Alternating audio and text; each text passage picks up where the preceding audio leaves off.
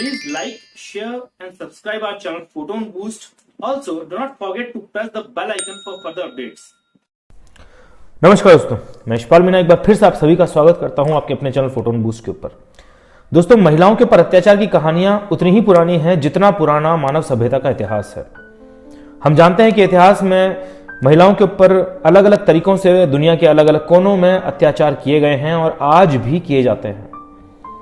आज हम एक ऐसे ही अनकहे अत्याचार की कहानी आपके सामने लाने वाले हैं। दोस्तों, हम आज बात करने वाले हैं चाइना में लंबे समय तक प्रचलित रही एक दर्दनाक प्रथा के बारे में, जिसे फुट बाइंडिंग यानी कि पैरों को बांधना कहा जाता था। दोस्तों, ये प्रथा बड़ी ही दर्दनाक थी। ये आपको आगे की कहानी सुन के पता चल जाएगा और किस तरह से ये प्रथा पूरे चाइना में फैली, लंबे समय तक प्रचलित रही। माना जाता है कि 9वीं से लेकर 10वीं शताब्दी में ये शुरू होती है और 18वीं 19वीं शताब्दी तक ये प्रथा जो है निरंतर चलती रहती है। ऐसा माना जाता है कि अब ये प्रथा चाइना में बाकी नहीं है, इसके ऊपर पूरी तरह रोक लगाई जा चुकी है, मगर फिर भी इसके निशान आज भी चाइना के अंदर मिलते हैं। इस प्रथा के विषय में आप सभी को पता होना चाहिए, इतिहास में इसका जिक्र है, इसलिए इसके बारे में आप सभी को मालूम होना चाहिए और इसीलिए वीडियो हम आज आपके लिए बना रहे हैं। दोस्तों, अगर आपको वीडियो पसंद आता है तो इसे लाइक कीजिए, ज्यादा से ज्यादा शेयर कीजिए और हमारे चैनल को सब्सक्राइब जरूर कीजिए। दोस्तों, अगर आपको इस तरह के और भी वीडियोस चाहिए तो नीचे कमेंट बॉक्स में कमेंट करके आप हमें बता सकते हैं। तो चलिए बात करते हैं आज फुट बाइंडिंग के बारे में।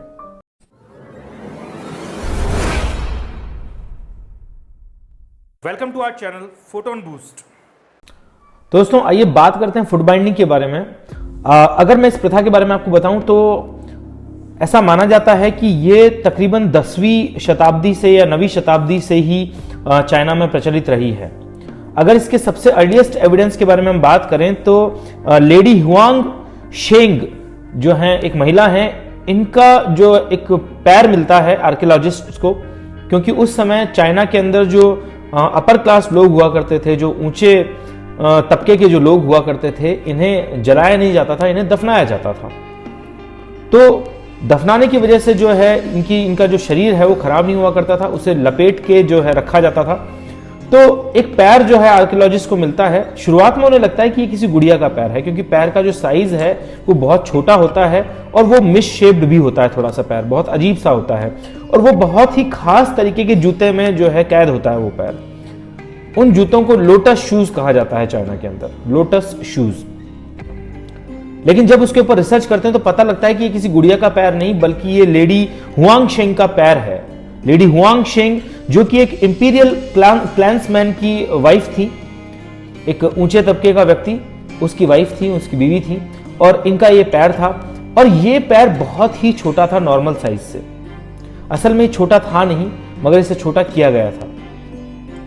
इस पैर के ऊपर एक जो है कपड़ा लपेटा गया था, उस कपड़े से लपेट के इसको कस के बांधा गया था और इसे एक खास तरह के जूते के अंदर कैद किया गया था, जिन्हें लोटस शूज कहा जाता है। ऐसा माना जाता है कि चाइना के अंदर 10वीं सदी की एक नर्तकी, एक डांसर जो है वहां आई थी इंपीरियल कोर्ट के अंदर और उन्होंने डांस किया था। और ये वो पहली महिला है जिनका जिक्र मिलता है जिन्होंने अपने पैरों को बांधा ताकि वो अच्छे दिखें। इनका नाम था याओ नियांग। याओ नियांग पहली महिला थी जिनका जिक्र इतिहास में मिलता है कि इन्होंने अपने पैर बांध कर जो है नृत्य किया था, डांस किया था। इनके पैर बंधे हुए थे। इन्होंने अपने पैरों को एक स्पेशल शेप दी थी, एक बहुत ही अलग तरीके का जो है शेप इन्होंने प्रोवाइड करवाया था बांध कर। तो ये इनका शुरुआती जो है जिक्र मिलता है। अब मैं आपको फुट बाइंडिंग के बारे में बताता हूं। होता क्या है इसके अंदर कि जो सबसे बड़ी उंगली होती है उसे छोड़कर बाकी की जो उंगलियां होती है पैरों की, उन्हें तोड़ दिया जाता है और उन्हें मरोड़ कर अंदर पैक कर लिया जाता है। पैक करने के बाद में उनके ऊपर जो है पूरी तरह से एक कपड़ा लपेट दिया जाता है ताकि वो मुड़ा रहे। आप फोटोज में देख सकते हैं कि किस तरह से इस पैरों को मोड़ा जाता था। इसके बारे में बात करेंगे, लेकिन सबसे पहले हम बात करते हैं कि इस प्रथा की आवश्यकता क्यों थी, क्यों इस तरह की प्रथा को चाइनीज जो लोग हैं वो फॉलो कर रहे थे, ये जानना बहुत जरूरी है। तो आप एक बात समझिए कि चाइना के अंदर छोटा पैर होना महिलाओं के लिए है, ये सिर्फ ये पुरुषों के लिए नहीं है, महिलाओं के लिए है कि पैर का जो साइज है उसका छोटा होना ब्यूटी यानी कि सुंदरता की निशानी हुआ करता था। वहां पे जो सबसे मोस्ट डिजायरेबल जो ब्राइड्स होती थी, यानी कि अगर कोई अपने घर में दुल्हन ढूंढने के लिए निकला है तो दुल्हन बनने के लिए सबसे पहला और इंपॉर्टेंट जो कैरेक्टरिस्टिक होना चाहिए महिला के अंदर, वो ये होना चाहिए कि उसका पैर छोटा होना चाहिए। अजीब बात है, थोड़ी सी सुनने में बहुत अजीब लगता है, लेकिन ये सच है। तो ये इन्होंने जो है एक कैटेगरी बना रखी थी, 3 तरह की कैटेगरियां थी मेनली ये, जिसमें पहली कैटेगरी थी जो सबसे ज्यादा डिजायरेबल ब्राइड जो है, यानी कि जो सबसे ज्यादा जो डिमांड में एक तरह से, जिस तरह की लड़की बहू बनाने के लिए या दुल्हन बनाने के लिए जो रहेगी, वो लड़की होगी जिसके पैर 3 इंच के होंगे, 3 इंच या उससे छोटे होंगे। 3 इंच के पैरों वाली जो लड़की जो होती थी, उसके लिए एक स्पेशल टर्म यूज किया जाता था, गोल्डन लोटस। Golden lotus. इसके बाद में जिस महिला के पैर 4 इंच के होते थे, वो नंबर 2 के ऊपर आया करती थी कि भाई अगर 3 इंच के पैर वाली अगर लड़की अगर शादी के लिए नहीं मिल रही है तो फिर 4 इंच वाली लड़की भी चल जाएगी। इनका इस तरह का हिसाब हुआ करता था। और 4 इंच के पैर वाली लड़की को ये लोग बोलते थे सिल्वर लोटस। Silver lotus. जिस महिला के पैर 5 इंच या उससे ज्यादा बड़े होते थे, ऐसी महिलाओं को सबसे कम पसंद किया जाता था शादी के लिए। इनकी शादी मुश्किल से ही हो पाती थी और इन्हें एक स्पेशल टर्म से बुलाया जाता था आयरन लोटस। तो इस तरह से महिलाओं का जो है कैटेगराइजेशन इन्होंने इनके पैरों के साइज के हिसाब से कर रखा था। अब आप अंदाजा लगा सकते हैं कि छोटे पैरों के लिए जो है क्या कुछ कर सकती हैं। अब पैर किसी के कितने साइज के होंगे ये तो किसी के हाथ में है नहीं, क्योंकि ये तो नेचर होता है, ये तो प्राकृतिक सी बात है कि आपके पैरों का साइज कितना होगा ये आपके हाथ में नहीं है। आपके पैर का साइज 9 नंबर का भी आप जूता पहन सकते हैं, आप 8 नंबर का भी पहन सकते हैं, आपको 6 नंबर का भी जूता आ सकता है। तो ये पैरों का साइज जो है वो आपके हाथ में तो है नहीं। तो इसी वजह से इन्होंने एक इस तरह की प्रथा को जन्म दिया, जो प्रथा महिलाओं के लिए बड़ी ही दर्दनाक थी। इस तरह की प्रथा को जन्म देने का कारण आपको समझ में आ गया होगा कि महिलाओं के पैर अगर छोटे होंगे तो ही उन्हें शादी के लिए पसंद किया जाएगा, अन्यथा नहीं किया जाएगा। और इसी बीच जो है ये फुट बाइंडिंग की प्रथा शुरू हो जाती है। यहां पे महिलाओं को खास तरीके के जूते पहनाए जाते हैं, उनके पैरों को तोड़कर छोटा किया जाता है। और ये किस उम्र में किया जाता है? जिसके भी घर में लड़की पैदा होती है, आप देखते होंगे हमारे समाज में भी ऐसा होता है, जब लड़कियां होती हैं तो लड़कियों को अलग तरीके से बड़ा किया जाता है। खाना बनाना सीख लो या कुछ स्पेशल ट्रेट्स जो उनके अंदर डाले जाते हैं, क्योंकि वो लड़की हैं। खाना बनाना सिखाना, उनको कपड़े धोना, ये सब आना चाहिए, ये सब जरूरी है। इसी तरह से चाइना के अंदर छोटे पैर होना भी एक डिमांड हुआ करती थी। ये सब डिमांड तो थी ही, पैरों का छोटा होना भी उनकी एक बहुत बड़ी डिमांड हुआ करती थी। तो इसी वजह से फुट बाइंडिंग नाम की एक बहुत अजीब सी प्रथा जो है ये शुरू हो जाती है। अब इस प्रथा के अंदर जो है होता क्या था, या ये प्रथा कब शुरू होती है? तो जिसके घर में भी लड़की होती थी, उस लड़की को तकरीबन 5-6 साल की उम्र में ही उसके पैरों को बांध दिया जाता था, उसके पैरों को छोटा करने की पूरी कवायद की जाती थी दोस्तों। और इसके लिए एक स्पेशल प्रोसेस का इस्तेमाल किया जाता था। मैं आपको प्रोसेस बताता हूं, तफसील से बताऊंगा मैं आपको प्रोसेस। सबसे पहले क्या करते थे कि गर्म पानी लेकर, काफी गर्म पानी होता था, उसमें इन बच्चियों के पैरों को डुबोया जाता था ताकि इनका पैर जो है नरम पड़ जाए। इसके बाद में जो इनकी उंगलियों के जो नाखून होते थे, उन नाखूनों को काटा जाता था, जितना हो सकता था उन्हें छोटा किया जाता था। और इसके बाद इनका जो पैर होता था उसे मसाज किया जाता था ऑयल से काफी देर तक। मसाज करने से वो पैर आसानी से जो है, उनकी जो पीछे की जो 3 उंगलियां होती थी उन्हें तोड़ना जो है वो आसान हो जाया करता था, उनको मरोड़ना आसान हो जाया करता था। तो इन उंगलियों को तोड़ने से पहले उन्हें ढंग से मसाज किया जाता था। इसके बाद में इनके सोल को छोड़ के, पैर के जो निचला हिस्सा है उसे छोड़कर, जो आगे की एक बड़ी वाली जो टो है, जो बड़ी वाली जो उंगली है पैर की, उसे छोड़कर बाकी की जो पीछे की 3 उंगलियां हैं उन्हें तोड़कर पीछे की तरफ मरोड़ दिया जाता था, इस तरह से, लाइक दिस। अब मैं पैर में करके बता नहीं सकता हूं, लेकिन आप फोटोज में देख सकते हैं कि किस तरह से पैरों को जो है मरोड़ा जाता था।